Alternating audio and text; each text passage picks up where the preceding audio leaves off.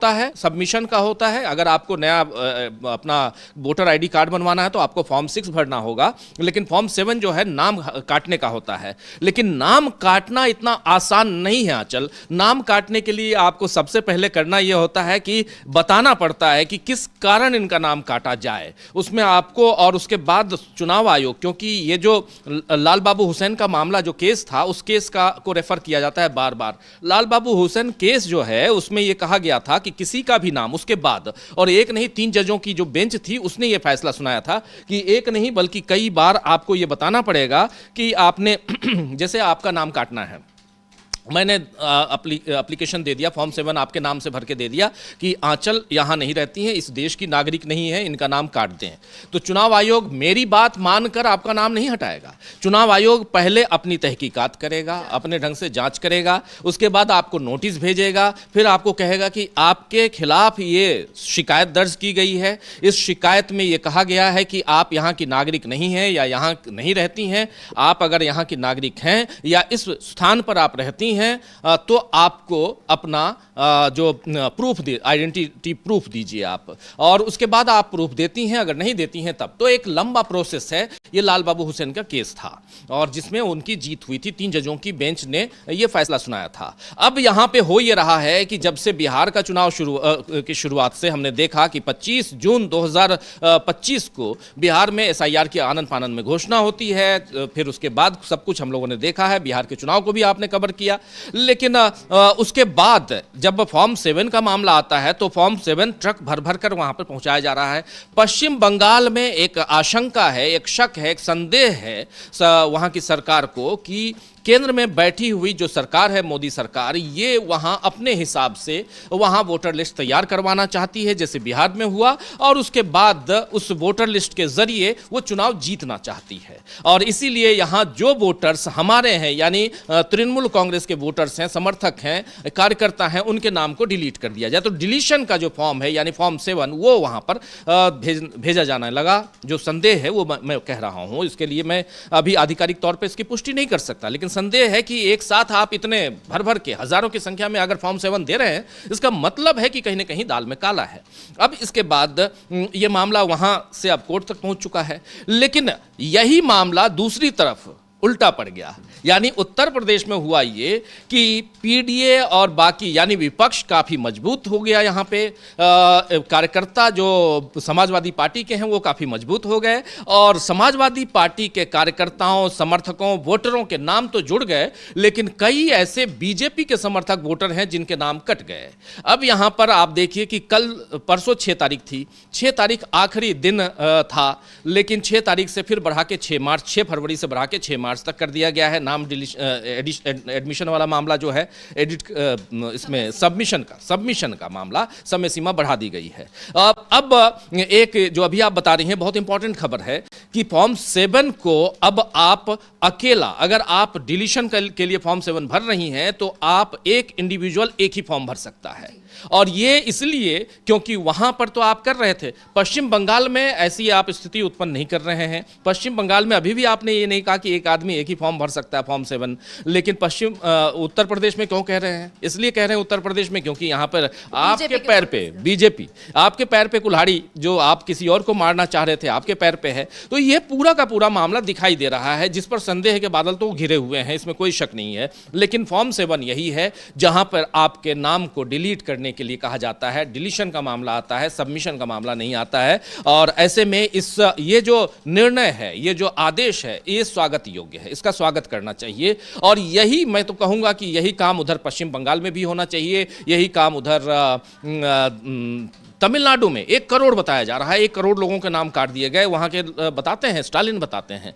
तो तमिलनाडु में भी ये काम होना चाहिए, ये काम केरल में भी होना चाहिए। नाम किसी का आप आनंद फानन में, आज आप वोटर हैं, कल को मालूम हुआ आप वोटर नहीं हैं। आप लगभग 15, 17, 20 करोड़ जो जनसंख्या का, इतने वोटर्स जो हैं, लगभग देखिए 1 करोड़ 100 करोड़ वोटर्स हैं आज की तारीख में। 95 करोड़ पिछली बार वोटर्स थे इस देश में, 140 करोड़ में से 95 करोड़ के लगभग, 98 करोड़ के लगभग वोटर्स थे। अब उसमें से 12-15 करोड़ अगर वोटर्स हट जाते हैं या 20 करोड़ वोटर्स हट जाते हैं तो 70 करोड़ वोटर्स बचे। तो ये जो 20 करोड़ वोटर्स हट गए, तो क्या वो इस देश के नागरिक नहीं हैं? कहाँ भेजोगे उनको? म्यांमार भेजोगे या हिंद महासागर में डुबा डालोगे? क्या करोगे? ये सवाल उठता है। तो इसीलिए कल को मेरा वोटर अगर आईडी अगर गायब हो जाए, अगर कह दिया जाए कि नहीं जी आपके पास तो आपने प्रमाण नहीं दिया, तो इसमें एक सवाल ये भी उठता है कि जो पिछले 5-7 वोट आपने करवाए, जो पोल करवाए आपने 20 साल में 2003 से लेकर 2025 तक, उसका क्या होगा? उसको जीरो कीजिए। प्रधानमंत्री नरेंद्र मोदी आधिकारिक तौर पर प्रधानमंत्री नहीं है, इसकी घोषणा भी कर दीजिए। तो बहुत कुछ है इसमें, बहुत ऐसी चीजें हैं जिसपे एक सवाल को सॉल्व करने जाइए तो 4 सवाल वहां खड़े हो जाते हैं। इसीलिए यहां पे कहा जा रहा है कि चुनाव आयोग कहीं ना कहीं अनदेखी जिन चीजों का कर रहा है, उन चीजों की अनदेखी न करके उसको पारदर्शिता के साथ यानी ट्रांसपेरेंसी के साथ काम करना चाहिए, जो ट्रांसपेरेंसी नहीं दिखाई देती। अभी आप डिंपल जी का नाम ले रही थी, डिंपल यादव ने कुछ बोला है शायद चुनाव आयोग उसको। जी बिल्कुल, डिंपल यादव ने भी आरोप लगाया है चुनाव आयोग पर और बीजेपी पर कि चुनाव आयोग जो है उसका जो रवैया है वो पक्षपातपूर्ण है, और कहीं ना कहीं वो साफ दिखाई भी देता है कि बंगाल में जिस तरीके से अभी हुआ देखने को मिला, और अब वही अगर यूपी की बात की जाए तो यूपी में एकदम से चुनाव आयोग ने नोटिफिकेशन जारी कर दिया, तो कहीं ना कहीं चुनाव आयोग का दोहरा रवैया दिखाई देता है। और इसी चीज को लेकर डिंपल यादव का बयान सामने आया है, उन्होंने भी बहुत बड़ा हमला बोला है चुनाव आयोग पर। वो सुनते हैं क्या कुछ कह रही हैं डिंपल यादव। ने यही कहा है कि बूथों को मजबूत करिए, और जो डिलीट वोटर जो साजिश के तहत वोटर डिलीट कर रहे हैं भारतीय जनता पार्टी के लोग, उसमें बहुत ध्यान देने की जरूरत है। और जिस तरह इलेक्शन कमीशन का रवैया रहा है वो एक तरफा भारतीय जनता पार्टी की तरफ रहा है, जहाँ इलेक्शन कमीशन को निष्पक्ष होकर सभी प्रक्रियाओं को कराना चाहिए। कहीं ना कहीं इलेक्शन कमीशन जो है वो बड़ा पक्षपातपूर्ण तरीके से काम कर रहा है। इसीलिए हमने एक मीटिंग बुलाई थी और लोगों को नए वोटर्स बनाने के लिए, और जो डिलीटेड वोटर्स हैं और जो वोटर्स आने वाले टाइम पे जो डिलीट करेंगे, क्योंकि 1 महीने का समय का कार्यकाल बढ़ाया गया, तो इस पे बहुत ध्यान देने की जरूरत है। इन्हीं सब बातों को लेकर इलेक्शन कमीशन को लेकर लगा था। तो सुना आपने कि किस तरीके से डिंपल यादव ये साफ साफ कह रही थी कि चुनाव आयोग को निष्पक्ष तरीके से काम करना चाहिए, जो उनका रवैया है वो निष्पक्षतापूर्ण नहीं है। अगर देखा जाए तो चुनाव आयोग लगातार बीजेपी के पक्ष में काम करता हुआ दिखाई दे रहा है, और क्योंकि फॉर्म 7 को लेकर लगातार सवाल उठाए जा रहे हैं अखिलेश यादव की तरफ से भी, और अभी अखिलेश यादव ने भी एक वीडियो शेयर किया है, समाजवादी पार्टी ने भी वीडियो शेयर किया है, फॉर्म 7 को लेकर लगातार सवाल कर रहे हैं कि आखिर इस तरीके के मामले जो है सामने कैसे आ रहे हैं। अगर वही बंगाल में देखा जाए तो बंगाल में ऐसा कुछ नहीं है, बंगाल में जो है अलग रणनीति अपनाए हुए बीजेपी, और वहीं अगर यूपी की बात करें तो उत्तर प्रदेश में जो बीजेपी की रणनीति है, चाहे वो चुनाव आयोग की बात कहें, तो दोनों ही अलग तरीके से उनका रवैया दिखाई दे रहा है। एक चीज बताऊंगा आंचल की, हो ये रहा है कि अखिलेश यादव लगातार चुनाव आयोग पे हमला बोले हुए हैं। अखिलेश यादव बता रहे हैं कि किस ढंग से यहाँ, और वो प्रूफ दे रहे हैं। समाजवादी पार्टी ने एक अच्छा काम किया है उत्तर प्रदेश में, उसने अपने वोटर्स के वोटर आईडी कार्ड तो बनवा लिए, यानी वो नाम जुड़वाना चाहिए, क्योंकि यहाँ ये नहीं हो रहा है कि धांधली की जाए, फर्जीवाड़ा किया जाए।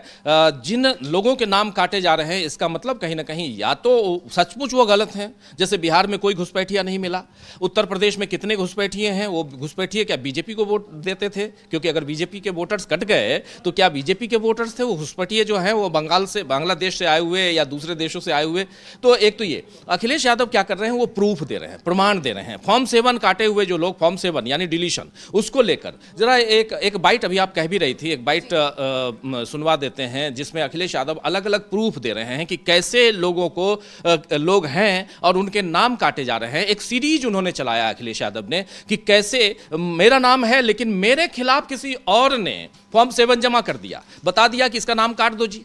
ये अपने आप में एक दुखद पहलू भी है और आश्चर्यजनक भी है। इसलिए आश्चर्यजनक है कि ये काम अखिलेश यादव का नहीं है, ये काम कांग्रेस पार्टी का नहीं है, ये काम मायावती का नहीं है, या उधर ममता बनर्जी का नहीं है। ये काम जो है ये चुनाव आयोग का है। आखिर चुनाव आयोग SIR करवा रहा है ना, तो चुनाव आयोग SIR करवा रहा है, तो फिर आप किसी और के कहने पे किसी का नाम कैसे काट दे रहे हैं? अच्छा, दूसरी चीज 2003 तक के आप मांग रहे हैं, 2003 की सूची में आपका नाम अगर हो तो अभी पिछले दिनों कोर्ट में जब बहस चल रही थी तो सुप्रीम कोर्ट में इसने कहा, चुनाव आयोग ने, कि हम अब 2025 की लिस्ट भी मांग ले रहे हैं, यानी मान ले रहे हैं, मांग भी रहे हैं और मान भी रहे हैं। यानी 2025 के जनवरी में अगर आपका नाम है तो हम आपका नाम उसमें जोड़ देंगे। लेकिन आधिकारिक, ये आप वहां पे दलीलों में कह रहे हैं, आधिकारिक रूप से आपने इसके लिए कोई नोटिफिकेशन जारी नहीं किया है, ऑर्डर नहीं दिया है कि हाँ हमारे जितने BLO हैं वो जाएं और देखें कि अच्छा 2025 में आंचल का नाम था उसमें वोटर लिस्ट में, तो इस बार वो नाम रहेगा।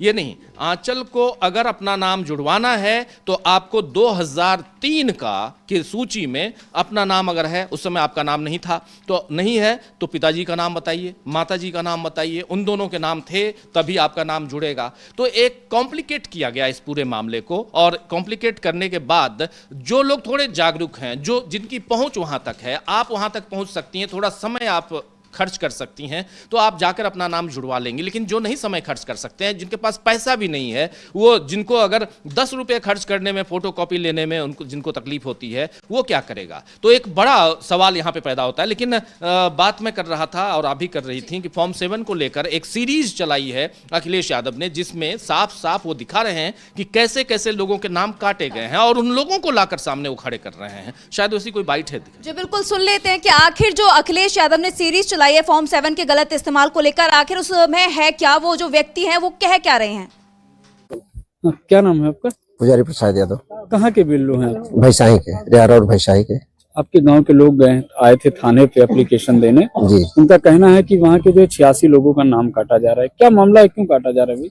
जैसे ये है कि जो फार्म मुझे मिला हुआ है वो धर्मेंद्र मौर्य द्वारा मिला हुआ है। अब रात में मुझे देकर वो चले गए। जब मैं मतलब उसमें नाम देखा तो ऐसे लोगों का नाम उसमें शामिल है जो सभी जिंदा हैं और मौजूद हैं। अब वो जांच करने के लिए कहा गया है कि हम जांच करके उस पर रिपोर्ट लगा देंगे, बाकी आगे जो भी लोग चाहेंगे वो करेंगे अपना। धर्मेंद्र मौर्य कौन है? धर्मेंद्र मौर्य वहाँ हरैया के निवासी हैं। तो धर्मेंद्र मौर्य क्यों आपको फॉर्म देके गए हैं? अब वो कहे कि हम तहसील से जो है हमें फार्म मिला हुआ है, फार्म 7 मिला हुआ है आपको जांच करने के लिए, तो आप जांच करके इसका रिपोर्ट लगा दीजिए। आपने नहीं पूछा कि तहसील से किसने दिया आपको फार्म? अब ये हुआ कि तहसील से मुझे मिला हुआ है, मैंने और सब नहीं पूछा। वो किसी पद पे है या कौन है धर्मेंद्र? अब चूंकि वो देखिए इसके पहले भी मुझे बात कर चुके हैं कई बार, जो है जब बूथ लगता था वहाँ तो कई बार बात कर चुके हैं वो, तो इससे मुझे लगा कि वो हो सकता हो कि उसी कार्य के लिए दिए हों। अच्छा, 86 फार्म में कौन कौन है, किस बिरादरी किस जात के लोग हैं? उसमें 86 में सारे मुस्लिम है, एक भी हिंदू नहीं है। और अब सारे के सारे जो अभी मैंने मुआयना किया तो उसमें सभी लोग जिंदा है, ना तो कोई डबल है ना शिफ्टेड है, और सारे लोग मौजूद हैं। आपको क्या लगता है उनका नाम कटना चाहिए? नहीं, अब सब जिंदा है मौजूद है तो नाम क्यों कटना चाहिए? मैं तो रिपोर्ट लगाऊंगा, उसमें सभी लोगों को जैसा जो है स्थिति मैं उसको उसी हिसाब से रिपोर्ट लगा दूंगा। ये कोई पहली बार नहीं है जब अखिलेश यादव ने इस तरीके के सबूत पेश किए। इससे पहले भी कई बार लगातार जो है अखिलेश यादव, समाजवादी पार्टी लगातार पेपर्स की कटिंग शेयर कर रही है। ऐसे तमाम सबूत जो हैं वो शेयर किए जा रहे हैं। लगातार चुनाव आयोग पर हमलावर हैं अखिलेश यादव और एक्टिव मोड में भी दिखाई दे रहे हैं। वो लगातार पीडीए के साथ खड़े हैं और ये कह रहे हैं कि हम पीडीए समाज के किसी भी व्यक्ति का नाम नहीं कटने देंगे, और वो जो है इसका सबूत भी दिखा रहे हैं। और अगर इतना ही बात की जाए एसआईआर को लेकर जो सवाल खड़े हो रहे हैं, लगातार चुनाव आयोग घिरता जा रहा है, तो घिरता हुआ इस वक्त जो है घिरती हुई मोदी सरकार भी दिखाई दे रही है संसद में, क्योंकि राहुल गांधी लगातार संसद में मोदी सरकार पर हमलावर हैं, लगातार चीन का मुद्दा उठा रहे हैं, इसके अलावा और भी कई मुद्दे उठा रहे हैं, लेकिन राहुल गांधी को लगातार बोलने नहीं दिया जा रहा है सरकार की तरफ से। अगर देखा जाए तो पिछले पूरे हफ्ते में संसद जो है नहीं चल पाई, अगर साफ साफ बात करें तो, क्योंकि राहुल गांधी जब भी कुछ भी बोलने के लिए खड़े होते हैं, एक शब्द बोलते हैं चीन को लेकर, तभी उनको रोक दिया जाता है। कभी राजनाथ सिंह रोक देते हैं, तो कभी अमित शाह, तो कभी पीएम मोदी, और पूरी संसद में जो हंगामा मच जाता है। लेकिन वहीं एक मुद्दा ये निकलकर सामने आया पिछले हफ्ते कि कुछ महिलाएं जो पीएम मोदी के आसन तक पहुंच गई थी, उसको लेकर भी कई सवाल खड़े किए गए। जो अध्यक्ष है ओम बिरला, वो यहां कहते हैं कि मैंने पीएम मोदी को आने से मना किया है कि आपकी जान को खतरा है, आप संसद में मत आइए, इस तरीके का बयान, जिसको लेकर वो खुद विवादों से घिर गए हैं। और वहीं अगर राहुल गांधी की बात करें तो राहुल गांधी एक जो किताब है एमएम नरवणे की, उस किताब को लेकर पहुंचे थे, उन्होंने दिखाने की कोशिश की, सबूत पेश करने की कोशिश की चीन के मुद्दे को लेकर, लेकिन उनको बोलने नहीं दिया गया। और वहीं अगर दूसरी तरफ निशिकांत दुबे की बात करें तो निशिकांत दुबे भी कई ऐसी किताबें लेकर पहुंचे थे, कांग्रेस पर हमलावर दिखाई दे रहे थे, लेकिन उनके खिलाफ कोई कार्रवाई नहीं की गई, एक आवाज तक नहीं उठाई गई। लेकिन जब राहुल गांधी मोदी सरकार के खिलाफ हमलावर दिखाई देते हैं, उन्हें रोकने की कोशिश की जाती है। और इस बीच जो है राहुल गांधी लगातार लोगों की आवाज उठा रहे हैं। उन्होंने अभी जनप्रतिनिधि आदिवासियों की जनप्रतिनिधि मंडल से मुलाकात की है और उनसे बातचीत की है, उनका दुख दर्द बांटने की कोशिश की है। क्या कुछ जानकारी आपके बिल्कुल पास? बिल्कुल, आपने बहुत सारी बातें कही हैं, एक एक कर उस पर हम लोग चर्चा करते हैं। सबसे पहले संसद चलते हैं, जन संसद लगाते हैं। एक संसद है, एक जन संसद है। राहुल गांधी जन संसद लगा रहे हैं, जिसका आप जिक्र कर रही हैं। सिंगरौली से आए हुए आदिवासियों के साथ उन्होंने मुलाकात की। उन्होंने पहले भी मुलाकात की थी, कुछ ऐसे स्टूडेंट्स से भी मुलाकात की थी जिनके साथ नीट में जो धांधली हुई है उसको लेकर भी उनकी मुलाकात पहले हो चुकी है। लेकिन सिंगरौली से आए हुए जो आदिवासी समाज के लोग हैं उनसे भी उन्होंने मुलाकात की है, उस पर चर्चा करें। लेकिन उससे पहले जो कुछ हुआ है बीते सप्ताह, और उसमें भी संसद चारों तरफ से, देखिए पहली बार तो भारत के इतिहास में एक और भी रिकॉर्ड, क्योंकि रिकॉर्डधारी नरेंद्र मोदी हैं, उनकी सरकार में एक रिकॉर्ड ये हुआ कि रविवार के दिन, यानी पिछले रविवार को जब हम लोग ये चर्चा कर रहे थे, उस वक्त आपको याद होगा कि इसी संसद में बजट पेश किया गया था। निर्मला सीतारमण ने बजट पेश किया था, और बजट के बाद जो घटनाक्रम आगे बढ़ता है, क्योंकि राष्ट्रपति का अभिभाषण 2 दिन पहले हुआ, अभी 28 तारीख को। अभिभाषण में, राष्ट्रपति के अभिभाषण पर जो चर्चा होती है, धन्यवाद प्रस्ताव पर चर्चा, राष्ट्रपति जी ने बोला, देखिए इस बात को समझिए, राष्ट्रपति जी ने जो कुछ कहा है उस पर पूरे सांसद, दोनों सदनों के सांसद धन्यवाद प्रस्ताव लेकर, यानी यहां सत्ता पक्ष धन्यवाद प्रस्ताव लेकर आता है, विपक्ष उस पर अपनी बात रखता है, और उस चर्चा के बाद फिर परिस्थिति ये बनती है कि जो नेता सदन है यानी प्रधानमंत्री, वो आते हैं और वो उस धन्यवाद प्रस्ताव पर चर्चा के बाद अपनी बात रखते हैं। ये लंबा, थोड़ा सेंटेंस लंबा हो जाता है, लेकिन वो अपनी बात रखते हैं। अब यहां पे प्रधानमंत्री ने अपनी बात नहीं रखी। राहुल गांधी क्यों नहीं रखी? क्योंकि राहुल गांधी को बोलने नहीं दिया गया। 2 दिन तक राहुल गांधी बोलने की कोशिश करते रहे, लेकिन राहुल गांधी को रोका टोका गया। और अभी आप बता रही थी कि कभी राजनाथ सिंह खड़े हो जाते थे, तो कभी गृह मंत्री खड़े हो जाते थे, कभी किरण रिजिजू खड़े हो जाते थे। प्रधानमंत्री पहले दिन आए थे थोड़ी देर के लिए, उसके बाद प्रधानमंत्री गए हैं तो दोबारा आए ही नहीं। लेकिन इस बीच प्रधानमंत्री की जान पर खतरा है, प्रधानमंत्री के साथ अप्रत्याशित घटना हो सकती है, हमला हो सकता है, महिलाओं को कांग्रेस पार्टी ढाल बना सकती है, ये सारी बातें वहां हुई हैं। और इस कारण यहां साफ दिखाई दे रहा था कि कुछ ना कुछ इसके पीछे की रणनीति है। रणनीति साफ दिखाई दे रही है कि राहुल गांधी को रोका जाए। राहुल गांधी अगर बोलेंगे तो नरवणे की किताब का जिक्र आएगा, जो जैसे ही वो नरवणे की किताब का जिक्र करते थे, चीन की बात करते थे, जो करना है, जो उचित समझो करो, जो उचित गांधी का बयान। हाँ, ये राहुल गांधी का नहीं, नरवणे ने अपनी किताब में लिखा प्रधानमंत्री नरेंद्र मोदी के हवाले से, क्योंकि नरवणे साहब बार बार पूछ रहे थे कि चीन जो है यहां तक कैलाश रेंज पे आ गया है, चीन की सेना आ गई है, हमको क्या करना है। 2.5 घंटे तक ये पूछ रहे हैं। उन्होंने फोन अलग अलग लोगों को लगाया। उन्होंने सबसे पहले रक्षा मंत्री को फोन लगाया, रक्षा मंत्री के बाद उन्होंने अजित डोभाल को फोन लगाया, अजित डोभाल के बाद उन्होंने देश के विदेश मंत्री को फोन लगाया, उसके बाद फिर रक्षा मंत्री को फोन लगाया। रक्षा मंत्री ने कहा कि अभी टॉप से बात हो रही है, टॉप बॉस यानी प्रधानमंत्री से बात हो रही है। प्रधानमंत्री 2.5 घंटे बाद प्रधानमंत्री का जवाब आता है राजनाथ सिंह के पास, और राजनाथ सिंह फिर बताते हैं इनको, नरवणे को, राजनाथ सिंह बताते हैं कि टॉप बॉस ने कहा है कि जो उचित समझो वो करो, यानी हमने तुम्हारे ऊपर छोड़ दिया, अब तुम्हारी जो मर्जी वो करो। इसके 2 मायने हो सकते हैं। एक ये कि इतना भरोसा था अपनी सेना पे कि उन्होंने कहा, लेकिन भरोसा था तो आपने 2.5 घंटा क्यों लगाया, पहली बात। दूसरी बात, अगर यहां पर पॉलिटिकल इसकी वैल्यू की बात है और पॉलिटिकल डिसीजन की बात है, क्योंकि पॉलिटिशियन बैठा हुआ है प्रधानमंत्री के रूप में, पॉलिटिकल डिसीजन लेगा, वो घाटा और नुकसान, नफा नुकसान देखेगा, तो नफा नुकसान में उसको ये दिखाई देगा कि चीन के साथ हमको हमला करना है कि नहीं करना, चीन के ऊपर, चीन के सैनिकों को हमको मुंहतोड़ जवाब देना है कि नहीं देना है। लेकिन नरवणे साहब अपनी किताब में ये बात लिख देते हैं कि उस समय ऐसा ऐसा कहा गया और इस कारण हमको लॉस हुआ। उस किताब को आगे, क्योंकि वो किताब छप चुकी है, किताब के बारे में भी ये बता दूं कि किताब ऑलरेडी छप चुकी है, जिसके बारे में राजनाथ सिंह बार बार राहुल गांधी को कहते रहे कि जो किताब, और आसंदी की तरफ करते हुए कि अध्यक्ष साहब, सभापति महोदय, कि जो किताब पब्लिश ही नहीं हुई उस किताब का जिक्र यहाँ नहीं कर सकते। उसके बाद में रूल 349 का जिक्र किया गया कि पार्लियामेंट में रूल, जो संसदीय जो रूल बुक है संसद में, उस रूल बुक में 349 एक का कहना है कि आप किसी किताब, किसी अखबार, किसी मैगजीन का जिक्र नहीं कर सकते हैं। और ये तब नहीं कर सकते जब उसका, ये कर सकते हैं क्योंकि संदर्भ वही है, रेफरेंस में। इनका कहना है कि ये रेफरेंस में नहीं है, लेकिन राहुल गांधी का कहना है कि रेफरेंस में कैसे नहीं है। जब राष्ट्रपति के अभिभाषण में हमारे देश की सुरक्षा, हमारी विदेश नीति की बात हो रही है, तो हम क्यों न करें, हम इसका जिक्र करना चाहते हैं। तो ये बात यहाँ पे आई आंचल, और इसलिए यहाँ राहुल गांधी थोड़े से एग्रेसिव नजर आए। और इसी बीच हमने देखा कि 8 सांसदों को निलंबित कर दिया गया, जिसमें से 7 सांसद तो कांग्रेस पार्टी से ही हैं, एक सांसद जो है वो कांग्रेस पार्टी से नहीं है। तो ये पूरा हम लोग देख रहे हैं, ये एक अलग परिस्थिति नजर आती है। और इन सब के बीच सबसे बड़ी बात, जो इंपॉर्टेंट बात है, वो ये है कि राहुल गांधी एक तरफ संसद के अंदर मोर्चा खोले हुए हैं, दूसरी तरफ संसद के बाहर। अब आते हैं जन संसद की, जो जन संसद आप बता रही थी, जन संसद में राहुल गांधी साफ साफ नजर आते हैं कि लोगों से मिल रहे हैं। वो बता रहे हैं कि हम वहां तो आपको पूरा का पूरा आपके ऊपर हम हमला करेंगे ही। आप महिलाओं का नाम ले रहे हैं, आप कह रहे हैं कि हमारे ऊपर हमला होने वाला था, आप कांग्रेस पार्टी को बदनाम करने की कोशिश कर रहे हैं। आपका एक लीडर सांसद निशिकांत दुबे, वह आकर जिस ढंग से यहाँ कांग्रेस पार्टी को बदनाम करने की और खासकर इंदिरा गांधी और जवाहरलाल नेहरू को बदनाम करने की कोशिश की, लेकिन इन सबसे अलग अगर देखा जाए तो आपने यहाँ जो किया है वो हम यहाँ दिखाने की कोशिश करेंगे। और वो वहाँ साफ दिख रहा है कि राहुल गांधी अब आते हैं जनसंसद में। और जनसंसद की तस्वीरें जरा फुल स्क्रीन अगर देख सकते हैं तो देख लीजिए। तस्वीरें जो हैं, एक बच्चा गोद में है, लेकिन तस्वीरें बहुत कुछ बयां करती हैं। इस पे थोड़ी सी और चर्चा हम करेंगे, लेकिन पहले इसको देख लेते हैं। क्या कुछ कह रहे हैं राहुल गांधी, वीडियो में क्या चर्चा चल रही है वो भी हम सुन लेते हैं कि क्या कह रहे हैं राहुल गांधी। नमस्कार,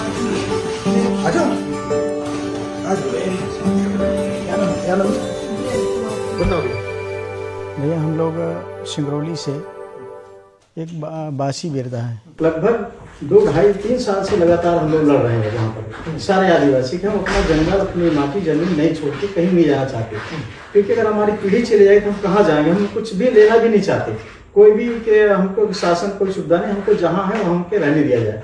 लेकिन जबरदस्ती वहाँ पर पुलिस के फोर्स लगाकर लगभग 2000 पुलिस लगाया गया। ये तो पूरी आदिवासी बेल्ट में हो रहा है, पूरे आदिवासी बेल्ट में हो रहा है। मतलब मध्य प्रदेश, छत्तीसगढ़, महाराष्ट्र में भी है, पर हाँ गुजरात में भी है, वहां भी बांध बन रहे हैं, नई परियोजना आ रही हैं। बट ये सबसे अलग मैटर इसलिए है भैया, क्योंकि इस मैटर में सिंगरौली को एनर्जी कैपिटल ऑफ इंडिया बोला जाता है, क्योंकि सबसे ज्यादा पावर प्लांट और ओपन कास्ट कोल माइंस वहीं है। और अब धीरे धीरे इनके लिए कोई जगह नहीं बच रही है वहां पर, क्योंकि ये लोगों को डरा धमकाकर जबरदस्ती साइन करवाया जा रहा है। और आप सोचिए कि अगर माइन ले रहे हैं वहां पर, अडानी जी माइन ले रहे हैं, तो 2000 पुलिस वालों की जरूरत क्या है? और मुझे बताइए मैं आपकी मदद कैसे करूं? वहाँ आकर के देखिए कि वहाँ का पब्लिकों की क्या समस्या है। मेरा ये बच्चा 4 महीने का, तभी से मैं लड़ाई लड़ रही हूँ। किसके लिए? अपने बच्चे के लिए। ये मैं नहीं चाह रही हूँ कि हमारे आने वाला पीढ़ी मतलब हम लोग तड़प जाए। आज तो गाय बैल तड़प रहे हैं, लेकिन आने वाला ये हम लोग छोटे छोटे किरवा है, लोग कहाँ जाएंगे? हम लोग पैसे से नहीं मर रहे, हम जहाँ हैं वहीं रहने दें। हम लोग बीजेपी का सरकार यही बना रखी है जैसे कि मेरा बाप की राज है, कि मनमानी तरीके से हम लोगों को तेंदू, चार, महुआ पत्ती, इसी में हम लोगों को जिंदगी गुजारिश होती है। इसे कटवा दिया, लेकिन जाएंगे कहाँ हम लोग? अभी उतना दूर से सफर करके आए हैं हम लोग, लेकिन अपने गांव जैसे स्वास्थ्य हवा हम लोग कहीं नहीं पाए हैं। यदि पेड़ उजड़ जाएगा तो क्या वहाँ स्वास्थ्य हवा मिल सकती है? पार्लियामेंट में उठा सकता हूँ। ये बहुत बड़ा स्कैम। और उसमें दूसरी बात यही है कि मतलब उसको छोटी सी झाड़ी कह करके काटा गया, जबकि 100 वर्ष से ज्यादा उम्र की पेड़ है। काटने से हमको बेहद दर्द हुआ और हम लोगों के आँख से आंसू खून बह रहे। नहीं, जब वो पेड़ काटते हैं तो आपको क्या लगता है? हम लोग को लगता है, आपको कैसे लगता है, मतलब अंदर कैसे लगता है? बल्कि पेड़ को ना काटने, आपको काटना, आपको ऐसा लगता है? क्योंकि छोटे से हम लोग बड़े तक जब आपको भी ऐसा लगता है? जी भैया, हम लोग पेड़ों का पूजा करते हैं, उसके नीचे हमारे आस्था केंद्र है, वहाँ पर हो गया। हम साजा के पेड़ के नीचे महुआ का पेड़, जो महुआ गिरता है, तेंदु पत्ता से तोड़ के हम बीड़ी बनाना वो बेचते हैं भैया। उससे हमारे बच्चों का शादी है, विवाह है, तमाम संस्कार उससे होती है, तो उपज वो मिलती है, उससे होगी। तो हम लोग उसको देवता मानते भैया। 5 तत्व को जी, 5 पेड़ काटना नहीं देखना चाहते। ये तो अडानी ने पूरा उड़ीसा से लगभग 2000 लेबर ले आके, क्योंकि गांव वाले काटने को तैयार नहीं थे, वो बाहर से मशीन और अडानी ने। और वो जो लेबर आए, जी, वो आदिवासी थे या नहीं? गैर आदिवासी थे। पूरे पुलिस लगा के सबको चारों तरफ से, जो उसमें अपनी बात रखना चाह रहा था, विरोध कर रहा था, उसको 151 के तहत मुकदमा में जेल भेज दिया भैया। इस तरह से कई लोगों पर फर्जी मुकदमे, जिला बदर कार्रवाई और जेल भेजने कार्रवाई, जहाँ थोड़ी सी इसको भी नोटिस जारी करा है, जिला सब लोग को नोटिस जारी भैया। घर से बाहर निकलने में मुश्किल, दवा इलाज के बाहर नहीं जा पा रहे थे, सब हो गया। आज के समय में इनसे कोई अनुमति नहीं ली गई है और पूरी तरह से इनको जंगल भी खत्म कर दिए हैं। 3 लाख के पेड़ के अराउंड पेड़ काट दिए हैं और आगे भी अब और पेड़ करीब 10-15 लाख पेड़ और वहां पर कटेंगे। अभी सबसे बड़ी खदान अदानी को अलॉट हुई है, 27 स्क्वायर किलोमीटर की खदान है, 2200 हेक्टेयर का एरिया दे दिया पूरा, और उसमें से प्रिस्टीन जो फॉरेस्ट लैंड है दैट इज 1400 हेक्टेयर। समाज का एक हमारा तो सुना आपने कि किस तरीके से जो आदिवासी लोग हैं वो अपना दुख जाहिर करते हुए दिखाई दे रहे हैं राहुल गांधी के सामने। और ये कोई पहला मौका नहीं है, इससे पहले भी राहुल गांधी लगातार गरीबों की आवाजें उठाते आ रहे हैं। लगातार अगर देखा जाए तो कभी वो मोची से मुलाकात करते हैं, तो कभी वो रेलवे कर्मचारियों से मुलाकात करते हैं, कभी वो महिलाओं से मुलाकात करते हैं, तो कभी वो नीट छात्रों के बीच पहुंच जाते हैं जहां पर उनके जो दुख जानने की कोशिश करते हैं, उनकी परेशानियां जानने की कोशिश करते हैं। और उन्हीं में से अब एक बार फिर देखो किस तरीके से आदिवासियों से राहुल गांधी ने मुलाकात की है और उन्हें हर संभव मदद का आश्वासन भी दिया है राहुल गांधी ने। देखिए सिंप्लिसिटी ऑफ राहुल गांधी, देखिए सिंप्लिसिटी कितनी है। इस महिला के गोद में बच्चा है, उस बच्चे को सबसे पहले राहुल गांधी, अगर आपने वीडियो की शुरुआत में देखा होगा, सबसे पहले राहुल गांधी उनकी गोद से बच्चे को अपने गोद में लेते हैं और बैठते हैं, बैठाते हैं और बातचीत करते हैं, उनकी समस्याओं का आकलन करते हैं, सुनते हैं। उसके बाद निराकरण कितना कर पाएंगे, क्या कर पाएंगे ये तो नहीं पता, लेकिन इतना हम लोगों ने जरूर देखा है कि राहुल गांधी से जो कुछ हो पाता है उनके लेवल पे वो करने की कोशिश, चूंकि सरकार में तो है नहीं, सरकार तक वो लिख के दे सकते हैं कि हाँ आप ये काम कर दो, इनका सिंगरौली से आए हुए आदिवासियों के साथ जो कुछ भी हो रहा होगा उसको करने की यहाँ कोशिश करेंगे राहुल गांधी। लेकिन एक संसद से जन संसद तक की जो गाथा है, जो कहानी है, वो यहाँ पर साफ दिखाई देती है कि संसद में भी राहुल गांधी जनता की आवाज़ उठा रहे हैं और संसद से बाहर जन संसद, जहां पर जनता की संसद है, वहां भी उनकी समस्याओं को वो सुनने की कोशिश कर रहे हैं। तो एक बहुत महत्वपूर्ण है। लेकिन संसद से ही और भी खबरें हैं, बजट का जिक्र मैं कर रहा था, बजट से रिलेटेड भी कुछ खबरें हैं जिसमें साफ साफ ये है कि